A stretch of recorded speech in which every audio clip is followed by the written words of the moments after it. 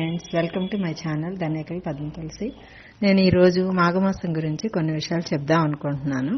నాకు తెలిసిన విషయాలు. మాఘమాసంలో మనం సూర్యదేవుడిని ఆరాధించడం వలన మనకు ఆరోగ్యం కలుగుతుంది. ఆదివారాలు తప్పకుండా మనం సూర్యుడికి పాలు పొంగించి పూజ చేయాలి. ఆ రోజు నూనె వాడకుండా నేతితో వండుకోవాలి. మాంసాహారం తినకూడదు. ఈ మాసంలో చిక్కుడుకాయలు, రేగుపళ్ళు ఎక్కువగా తింటారని పెద్దవాళ్ళు చెప్తున్నారు. విషయాలు మా మనవరాలు మీతో షేర్ చేసుకుంటుంది. ఆమె ఎలా చెప్పిందో వీడియో పూర్తిగా చూసి కామెంట్ చేయండి. హాయ్ ఫ్రెండ్స్, ఇవాళ నేను మాఘమాస విశిష్టత గురించి చెప్పబోతున్నాను. మాఘమాసము పుష్యమాసము తర్వాత వస్తుంది. ఈ మాసమును శౌర్యమాసము అని కూడా అంటారు. ఉత్తరాయణంలో సూర్యుడు తేజవంతంగా ప్రకాశిస్తుంటాడు. సూర్యుడి వలనే మన జీవన విధానం మొదలవుతుంది. సూర్యుడి వలనే పంటలు పండుతాయి. సూర్యుడు మనకు కనిపించే ఏకైక ప్రత్యక్ష దైవం. ఈ నెలంతా సూర్యుడిని పూజించాలి.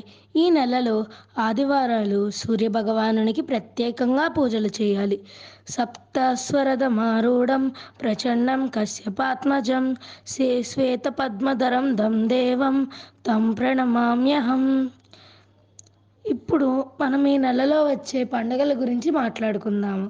ఈ నెలలో వసంత పంచమి, రథసప్తమి, భీష్మేకాదశి, మాఘ పౌర్ణమి, శివరాత్రి పండుగలు వస్తాయి. వసంత పంచమి సరస్వతీదేవి జన్మించిన రోజు. జ్ఞానప్రాప్తి కోసం అందరూ సరస్వతీదేవిని పూజిస్తారు. సరస్వతి నమస్తుభ్యం వరదే కామరూపిణి విద్యారంభం కరిష్యామి సిద్ధిర్భవతు మే సదా. ఇప్పుడు మనం రథసప్తమి గురించి మాట్లాడుకుందాము. ఈరోజు సూర్యుడికి పాలు పొంగించి పరమన్నం వండి చిక్కుడుకాయలతో రథం చేసి పూజ చేస్తే మంచిది. ఇప్పుడు భీష్మేకాదశి.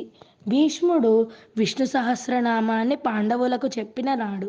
అందువలన విష్ణువుకి పూజ చేస్తే మనకి ఎంతో పుణ్యం కలుగుతుంది. మాఘ పౌర్ణమి. ఈరోజు సముద్ర స్నానం చేస్తే చాలా మంచిది. మనం మహాశివరాత్రి గురించి మాట్లాడుకుందాం. మహాశివరాత్రి నాడు శివుడు లింగాభిరూపంలో ఆవిర్భవించారు. అలాగే ఆయనకి పార్వతీదేవికి కళ్యాణం జరిగిన నాడు కూడా అదే. ఆ రోజు మనం అందరం ఉపవాసం ఉండి జాగారం చేసి శివాలయాలకు వెళ్ళి అభిషేకం చేస్తే ఆ శివుని అనుగ్రహం మన మీద ఉంటుంది. Thank you friends. Like, share and subscribe.